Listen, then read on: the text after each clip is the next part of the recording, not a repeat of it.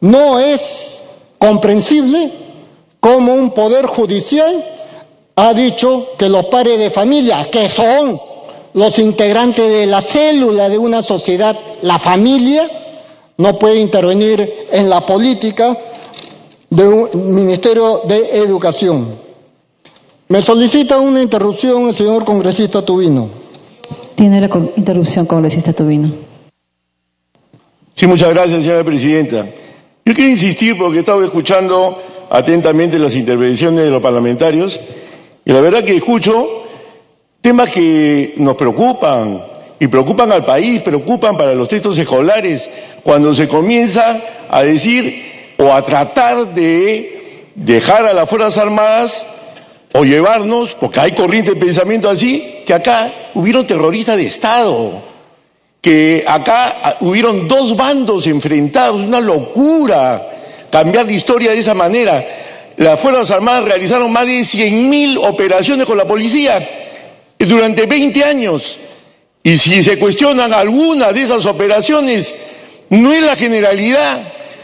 Hay que respetar a las Fuerzas Armadas y a la Policía Nacional de nuestro país y sobre todo en la historia, y no tratar de cambiarla y en este caso en los textos escolares. Así que alerta, ministra, con esto. Gracias. Muchas gracias. Tiene el uso de la palabra la congresista Salgado con la segunda interrupción. El otro minuto. Gracias. Tiene la Gracias, interrupción, congresista Miyashiro. Sí, solamente para decirle a través suyo a la señora ministra que estas denuncias las hemos hecho desde el año 2001, ministra, porque descubrimos dentro de la estrategia de Sendero Luminoso que esto era parte de su trabajo. Incursionar en el Ministerio Público, en el Poder Judicial, en el Ministerio de Educación, en las universidades, y lo han hecho. Cerrar las cárceles, lo han hecho. Entonces, cuando nosotros hemos visto esos conceptos cerrados de decir que aquí ha habido un conflicto interno, y lo repiten los textos, cuando ensalzan las figuras de los terroristas como si fueran guerrilleros, no se enarbola a los héroes nacionales, nosotros decimos qué cosa estamos enseñando a nuestros niños. Yo he tenido oportunidad de estar con niños y les he preguntado, señora ministra, y me he quedado horrorizada. Y por eso que no nos extraña ver que odien a las Fuerzas Armadas, que odien a las fuerzas policiales, como si ellos fueran los principales agresores de los derechos humanos. Nosotros siempre hemos defendido a la policía, siempre hemos defendido a las Fuerzas Armadas. Para que concluya. Solamente concluyo, nosotros los mandamos como Estado a defendernos. Nosotros, y si algunos políticos se equivocaron, ellos no eran responsables, señora, ahora en la cárcel, están ahí por los informes que han hecho la Comisión de la Verdad y lo han puesto como vinculante. Ellos están en la cárcel mientras los terroristas han recibido indemnizaciones, y eso le tenemos que enseñar a nuestros niños, para que no terminen en las filas de Sendero Luminoso o los terroristas Tupac Amaru. Muchas gracias. Continúo en el uso de la palabra, congresista Miyashiro. Para terminar, quiero reconocer y hacer reflexionar a nuestra ministra de Educación.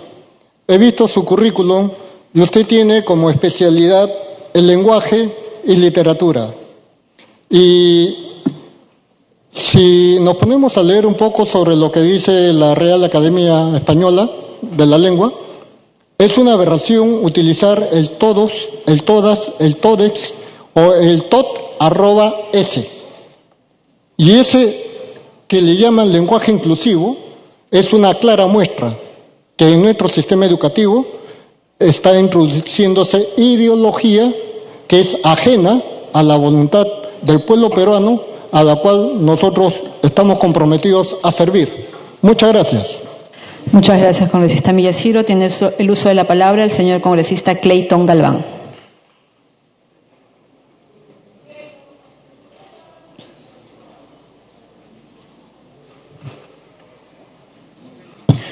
Muchas gracias, presidenta. Me pide una interrupción a mi colega Maritza, si usted lo permite.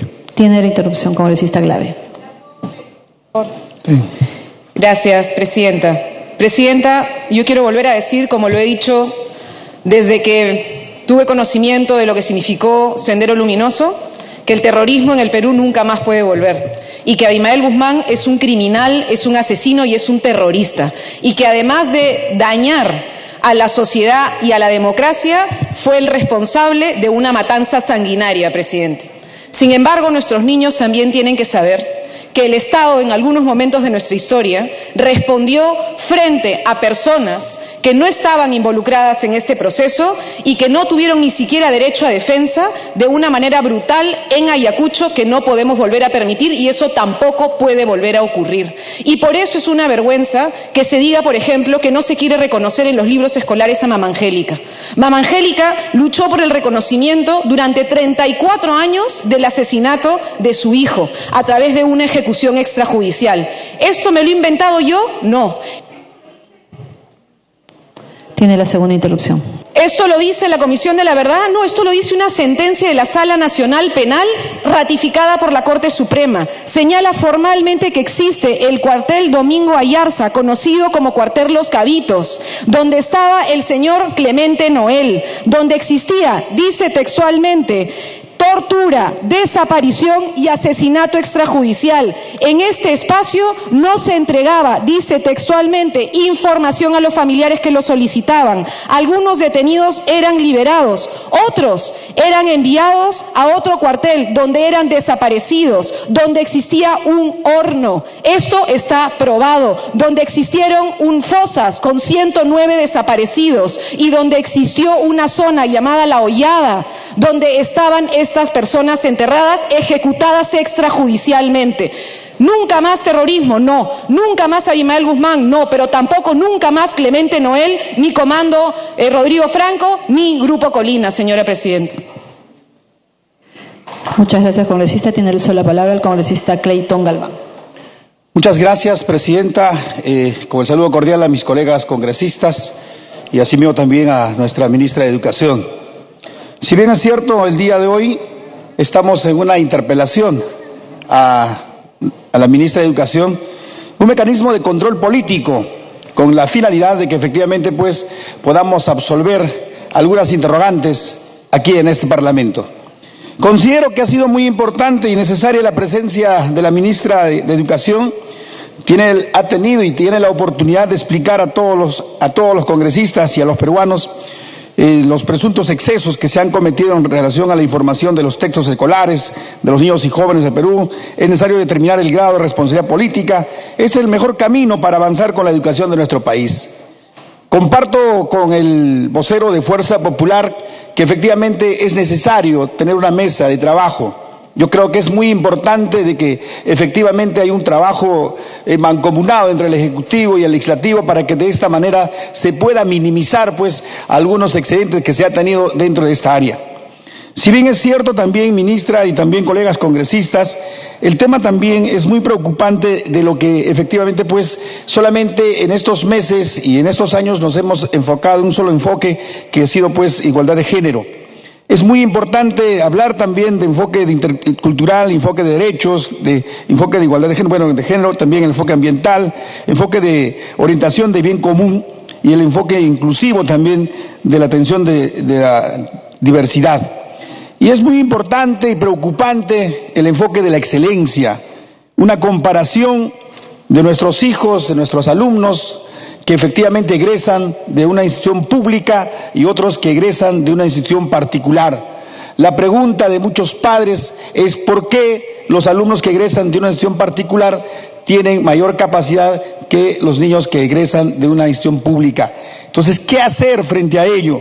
Eso yo creo de que es materia de discutir también nosotros aquí en el Parlamento para mejorar la calidad educativa, porque nuestros estudiantes hasta hoy pues no logran el mejor desempeño escolar, que es lo que falta en nuestro país. Si bien es cierto, señora ministra, el 25 de enero del 2019 se publicó también la ley. Se establecieron procedimientos para asignar los bienes dados de baja a las instituciones públicas a favor de los centros educativos de las regiones de extrema pobreza. Pero lamentablemente se hace caso omiso por los distintos ministerios a la atención de esta necesidad. Para mí es muy preocupante, ministra, de que también nosotros tenemos 53.368 colegios públicos. Hasta hace una semana el 37% no requiere de ninguna intervención, mientras que el 63% necesita de rehabilitación parcial y total. ¿Cómo vamos a hacer frente a ello? Tenemos instituciones educativas que han sido afectadas con el tema del fenómeno del niño costero. Hoy se encuentran en reconstrucción, con cambio. ¿Qué cosa se ha avanzado? Absolutamente, casi se podría decir un mínimo porcentaje. El mismo PRONIED precisó que el 63% de las instituciones educativas, el 50% tiene infraestructura dañada y necesita de reconstrucción completa, y el 13% restante precisa de trabajos parciales. Manifestó que requieren pues casi 100.000 millones para saldar esta brecha de la institución educativa del país. ¿Cuánto se ha transferido para atender estos requerimientos? Entonces es un tema de preocupación. Por ello yo hago un llamado prácticamente a toda nuestra representación nacional para que efectivamente se pueda, aparte que tenemos una comisión efectivamente de educación, debe haber una mesa de trabajo para atención a las distintas necesidades. En este último año nosotros también hemos sido afectados por las inclemencias de la naturaleza. Se han inundado totalmente instituciones educativas, ministra, y hasta ahora todavía no hacemos nada. Hemos presentado la documentación necesaria para poder atender estas instituciones educativas que han sido inundadas en su totalidad, y prácticamente pues es una lástima decir así de que hoy siguen todavía nuestros alumnos ahí estudiando, a pesar de que se encuentra pues en emergencia. Todo esto, ministra, quisiéramos que usted el día de hoy, creo de que está escuchando el clamor de cada uno de los parlamentarios. Efectivamente, mi colega Velázquez ha sido muy claro, y esto es conocido por todos, cuánto de dinero, cuál es la capacidad de gasto que ha tenido en estos últimos años el sector de educación, cuánto de dinero se ha revertido al Ministerio de Economía y Finanzas. Entonces, hagamos algo para que el Ministerio de Educación ya pues tenga el mayor porcentaje de avance en capacidad de gastos y pueda invertir todo su presupuesto correspondiente. Igual también mi colega Cheput ha sido muy claro en su intervención y ha solicitado pues de que el sector de educación ya tome las cartas sobre la mesa y cierre las brechas correspondientes. Tiempo adicional.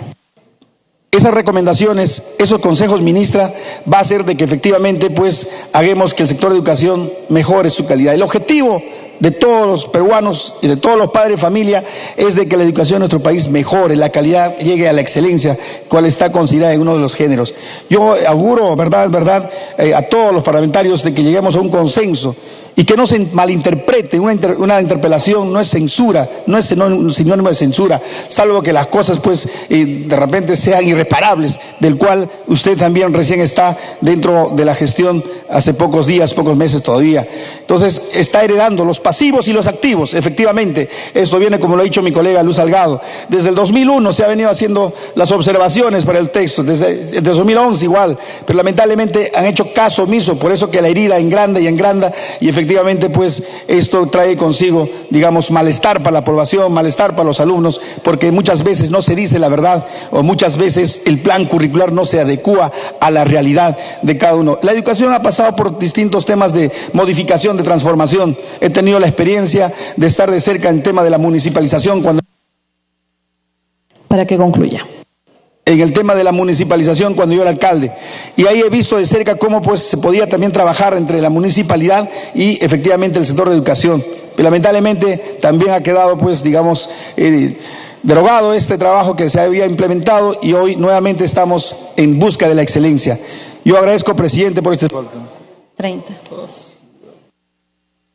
Para terminar, muchas gracias, presidente. Agradezco también efectivamente a todos los grupos políticos que efectivamente el día de hoy están mostrando pues ese tipo de apoyo a que efectivamente el sector de educación pueda mejorar en nuestro país. Muchas gracias. Muchas gracias, señor congresista. Tiene el uso de la palabra el congresista Vergara.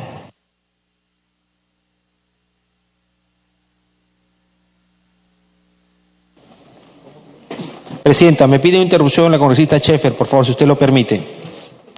Tiene la interrupción, congresista Scheffer. Gracias, congresista Vergara. Gracias, presidenta. Saludar a la señora ministra. Es triste ver la narrativa que tienen nuestros libros sobre una situación tan oscura, tan sangrienta, tan terrible en nuestro país. O sea, como que pasó por acá. Y ha sido hace poco esta situación. Y que hay, como bien lo ha dicho el general Miyashiro, congresista, hoy algunos estragos y situaciones que conllevan a esas mentes enfermas que habían en ese momento. Yo concuerdo, efectivamente, especialmente en los 80, hubo una vulneración de derechos humanos terrible, porque no había una estrategia y lamentablemente el accionar de nuestras Fuerzas Armadas y policiales ante estos terroristas tan sanguinarios no fue la adecuada. Tiene la segunda interrupción. Pero muchas de esas personas hasta el día de hoy están presas, ministra. Ojo, están presas. El señor Fernando Belaúnde Terry no tenía una estrategia para Sendero Luminoso y es donde más se vulneran los derechos humanos de la población. Terrible. Soras, Putis, Cayara, Acomarca, después Alan García. Terribles. Situaciones que no deberíamos volver a repetir. Pero muchos de esos soldados que quizás actuaron inadecuadamente están presos. Existen más de 1,000 policías y soldados presos. Pero ¿sabe cuántos terroristas que le hicieron un terrible daño profundo a nuestro país? Ni siquiera quedan 120. Así es de lamentable esta situación en nuestro país. Y esa historia se tiene que contar. Yo he ido con el general Miyashiro y hemos ido a segundo, tercero, cuarto año y medio a decirle que terrorismo nunca más, y no saben cuando les ponemos la imagen. Para que concluya. Cuando se le pone la imagen de Amimamel Guzmán y de Polay, no saben quién es, ministra. ¿Cómo puede pasar eso en nuestra educación? En la universidad, acá, universidades de grandes prestigios, les preguntaron quién era Abimael Guzmán y no voy a decir el nombre, citaron a un gran escritor, imagínense, qué vergüenza. Eso depende de usted y de nuestro ministerio. La historia tiene que decir la verdad de estos malditos. Gracias. Muchas gracias, congresista. Continúa en el uso de la palabra el congresista Vergara. Gracias, presidenta. Quiero saludar en primer lugar a la ministra de Educación y al equipo que la acompaña.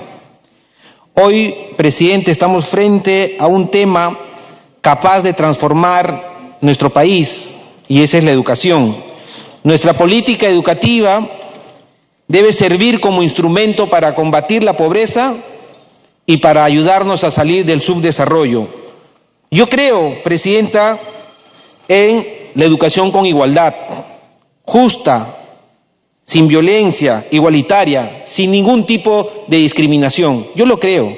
Y es más, estoy seguro que todos aquí en este Congreso creemos lo mismo. Pero si empezamos a descalificarnos porque pensamos distinto, no hay forma de seguir tocando estos temas y temas de fondo que tengan que ver con nuestra educación. Porque mientras nuestros niños, según el examen PISA, quedamos en penúltimo lugar en matemáticas, en comprensión lectora, en ciencias, estamos debatiendo temas que luego de 3 años todavía no lo entendemos. Es más, por un lado, tenemos cifras de violencia contra la mujer que ha subido en 35%. El 2018 fueron casi 9,000 víctimas. Casos de violencia sexual que llegan a 32,673 niñas y niños. ¿Es en realidad este debate el que necesitamos? ¿Es realmente la preocupación de los padres de familia válido?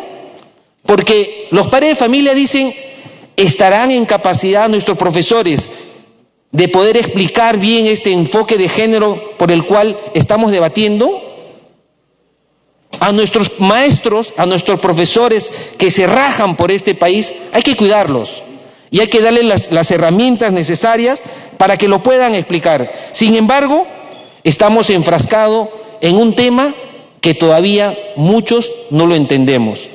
Yo creo en la libertad de las personas, yo creo en la igualdad entre hombres y mujeres, yo lo creo, pero tenemos estas cifras que por un lado nos evidencian que algo está mal. algo debemos cambiar. Tenemos todavía libros que no se entregan a tiempo. Tenemos colegios que se caen a pedazos. ¿Es realmente este el debate? Porque si queremos, ministra, realmente cambiar nuestra educación y darle herramientas a los chicos para que se puedan valer en la vida, debemos de empezar desde los maestros. Debemos capacitar, implementar a los maestros, debemos pagarles mejor. Tenemos que exigir que las universidades privadas, esas universidades que no pagan impuestos, que dicten, que brinden la carrera de educación, pero con pensiones que sean accesibles. La educación ha sido olvidada por más de 20 años. Necesitamos pensar en qué educación tenemos. Necesitamos implementar la salud mental, ministra. Y esa salud mental tiene que ir acompañado de un psicólogo en todos los colegios públicos. Y tiene que ir acompañar también a los padres de familia que no saben cómo tratar, no saben cómo enfrentar, porque ellos también han sido víctimas de violencia por sus padres. ¿Por qué no hacemos algo, ministra? Porque tenemos dos versiones. Tenemos padres de familia, que hay que escucharlos con respeto. Por un lado tenemos las estadísticas que son de espanto. ¿Por qué no hacemos lo siguiente? Impulsando el empoderamiento de la mujer, la igualdad entre hombres y mujeres, retiremos la palabra género, que no va a cambiar la sustancia, y fortalezcamos eso. Démosle las herramientas a los chicos en conocer, en explicar, en valorar, en respetar individualmente a las personas. Eso es lo que tenemos que hacer. Por otra parte, ministra, ¿por qué no terminamos de homologar los colegios? Esa homologación, esa estandarización de los colegios, tanto en la costa, en la sierra y en la selva, nos les va a permitir a las autoridades que tienen el presupuesto hacerlo más rápido. Porque si tenemos esa brecha enorme en infraestructura educativa, eso les va a ayudar. Y también vamos a evitar actos de corrupción, ministra. Ministra, ¿se ha dado cuenta que ya los chicos no tienen modales? ¿Se ha dado cuenta que no saludan? Tiempo adicional. Ese enfoque, ministra, en valores y en modales, cuando vamos a un colegio, ¿se ha dado cuenta que ya no saludan? ¿Se ha dado cuenta que no dicen gracias? ¿Se ha dado cuenta que ya no ceden el asiento del bus? Porque si nosotros miramos hacia atrás en la educación que nuestros padres tuvieron, algo tenemos que aprender, no todo estaba perdido. Son herramientas simples que te ayudan en la vida. ¿Por qué no hablamos de esas cosas sin descalificarnos? Que son expresiones sencillas, ministra, que vamos aprendiendo. La educación cívica, ministra, se ha perdido. Ya no hablamos de nuestros héroes.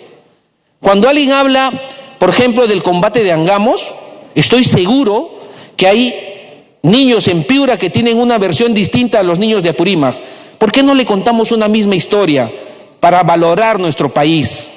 Para saber lo que han hecho nuestros héroes. Es más, si pregunta acá sobre el combate de Angamos, yo creo que tienen versiones distintas. ¿Por qué no empezamos con eso, ministra? Para que concluya. Ministra, a través de la presidencia, empecemos a enfocarnos en los temas de fondo. Demos la oportunidad a los niños, y estos niños en extrema pobreza que van a colegios públicos, démosles la oportunidad, brindémosles libros que no tengan cuestionamientos, entreguémosles a tiempo, escuchemos a los padres de familia. Ministra, en sus manos está ser parte del cambio. Yo sé de su trayectoria. Para que concluya. Yo he visto su trayectoria, ministra. Usted estudió en un colegio público y en una universidad pública. Sé que le ha costado estar ahí. Y lo entiende. Hace unas semanas estuve en un colegio, cerca al colegio donde usted estudió, en Comas. Tiene la herramienta. Usted sabe lo que necesitamos los peruanos. Porque si hay una discrepancia de un término, saquemos ese término a un costado y empoderemos a la mujer y démosle el valor que los maestros necesitan. Gracias, presidenta. Muchas gracias, congresista. Tiene el uso de la palabra el señor congresista Julio Rosas. Gracias, presidenta. En primer lugar, quiero decir que la ideología de género es nefasta, cínica y un engaño para el pueblo peruano. Dicen que no existe ideología de género, pero les voy a poner una figura, una analogía. Camina como pato, come como pato, nada como pato. ¿Qué animal es? Obviamente, pues, para los que tienen entendimiento, pato. Y miren, dicen que no hay ideología de género, sin embargo, enfoque de género, identidad de género, equidad de género, expresión de género, igualdad de género, perspectiva de género, teoría de género, rol de género y mucho más. ¿Qué es? Ideología de género, pues. Sencillo y humilde para la mente natural, más básica y más sencilla. Claro, niegan, pues. Así como dice, no hubo terrorismo en el Perú, lo que hubo es conflicto armado interno. Niegan y optan por la negación. Viendo no quieren ver, oyendo no quieren escuchar. Tienen el entendimiento entenebrecido y el corazón endurecido.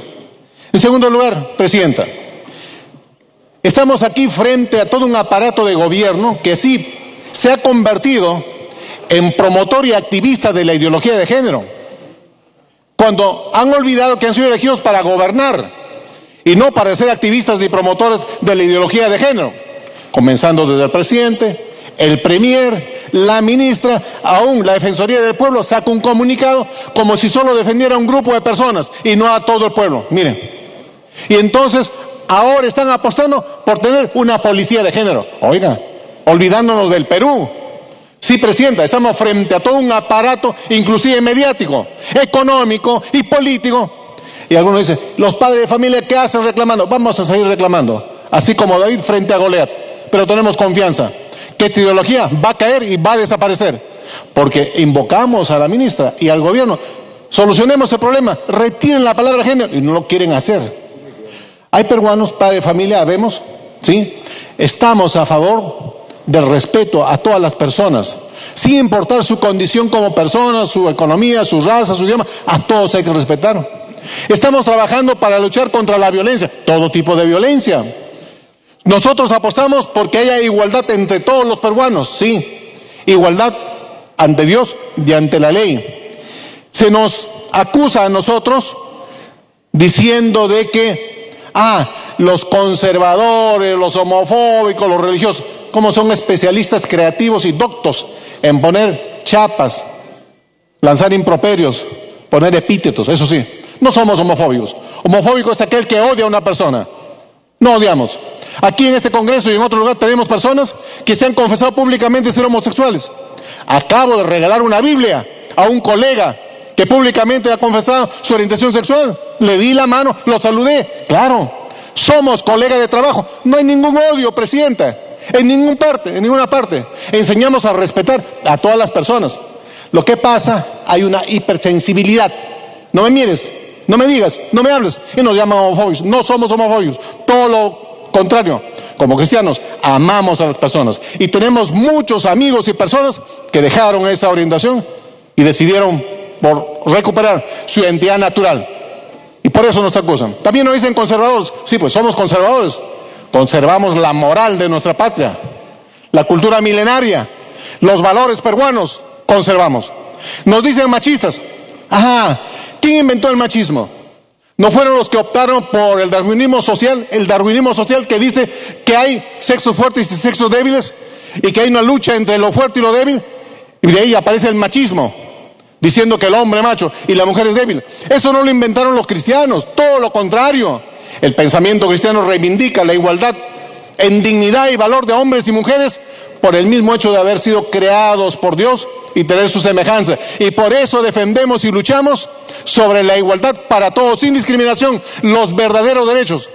¿Saben qué? Para ir avanzando, Presidenta, acá resulta que el enfoque de género tiene que ver con la identidad, es decir, enseñar o adoctrinar a los niños a cuestionar su identidad natural, su identidad biológica, decirle, niño, mira, por si acaso te quede esta posibilidad. Si tú no estás contento consigo mismo, puedes pensar, adoptar, fantasear con ser mujer. Te puedes peinar y vestir como mujer y entonces esa es tu identidad. ¿Cómo se le va a cuestionar su identidad natural de la niñez? También acusan a los padres de familia de haber inventado frases altisonantes, feas. Los padres de mi familia no han inventado. Y quiero usar sus palabras de algunos colegas. Hay que visibilizar. Claro, pues hay que visibilizar. Y los padres de familia han visibilizado, han sacado a la luz lo que tienen los textos. Tiempo adicional. Gracias, Presidenta. Sobre la sexualidad, Por ejemplo, la página 82 de los textos escolares dice sexo grupal, masturbación, sexo anal, sexo oral, cunningulis. Y sigue hablando adelante, en la página 214, promoción de la masturbación, promoción del voyeurismo, promoción de juguetes sexuales. ¿Quién ha inventado eso, señores? Que el Perú entero sepa. Los padres de familia no. Lo que ellos han hecho es visibilizar. Y ahora, porque los padres señalan eso y salen con sus carteles pacíficamente a protestar, los están reprimiendo, los están persiguiendo, los están amedrentando y aún realizando una persecución mediática, política, en todas sus manifestaciones para atemorizar a los padres. Los padres peruanos saben sobrevivir a la violencia terrorista que han sufrido, porque terroristas han dinamitado buses de niños escolares, colegios de niños donde estudiaban los alumnos, y los padres saben salir a frente y no se atemorizarán. Tiempo adicional. Se presenta. No se atemorizaron ayer, hoy tampoco, ni mañana. ¿Y sabe qué? Si queremos salvar a los niños, vamos a salvar. Y sepan que salvación se escribe con sangre, no solamente con discursos altilocuentes. Para ir avanzando, Presidenta, el decreto legislativo 1410, ¿qué dice? Sanciona los actos de acoso en todas sus modalidades, incluidos el acoso sexual y chantaje sexual. Sí, estamos de acuerdo, hay que sancionar al acosador. Hay que sancionar a los que promueven y realizan chantajes sexuales. Estamos de acuerdo, pero lean completo. Algunos leen de manera seccionada y fraccionada lo que les conviene. ¿Sabe qué termina diciendo el decreto legislativo 1410? Así también se sanciona la difusión de imágenes y materiales audiovisuales o audios con contenido sexual. Díganme ustedes. Entonces, el Ministerio de Educación, sus actores, sus funcionarios no requieren de una sanción. Tiempo adicional. Gracias, presidente. ¿No requieren de una sanción de acuerdo al decreto legislativo 1410? Claro que sí, señores. Aquí está la ley. Yo creo que hay prensa, todavía queda prensa en el Perú, objetiva, imparcial, responsable y muy profesional, que sabrán poner las cosas en su debido lugar, Presidenta. Para decir, quisiera pedir a la ministra, desde luego no es ella sola, ella es la voz de toda una política de gobierno, desde el presidente, el premier y todo lo demás, todo un aparato armado para imponer como pensamiento único. Y los que piensan diferente, hay que reprimirlos, hay que perseguirlos, hay que acallar, hay que acusarles de religiosos. Miren que no he usado ningún argumento religioso, pero si aún usara, ¿por qué se tiene que discriminar? Si la Constitución nos ampara. ¿Quiénes son los primeros discriminadores? Ya se sabe. Quisiera invocar por su intermedio, Presidenta, a la ministra, que retire toda la ideología de género del currículo, se solucione el problema. Y trabajemos juntos por la igualdad de derechos, por la igualdad entre hombres y mujeres, sin ningún tipo de excepción. Trabajemos por una educación... Para que concluya. Presidenta, termino con eso. Trabajemos por una educación con principios y valores. Y no se enquisten en la palabra género, porque la mujer, si quiere ser reivindicada en sus valores, no es un género, es un ser humano con dignidad y con valor. El hombre no es un género, es un ser humano con dignidad y con valor. Así que no engañemos a la población. Trabajemos de veras como debe ser una educación con principios y valores de acuerdo a lo que nuestro Perú necesita para seguir adelante creciendo siempre con un futuro promisorio. Gracias, Presidenta. Muchas gracias, señor congresista. Tiene el uso de la palabra la señora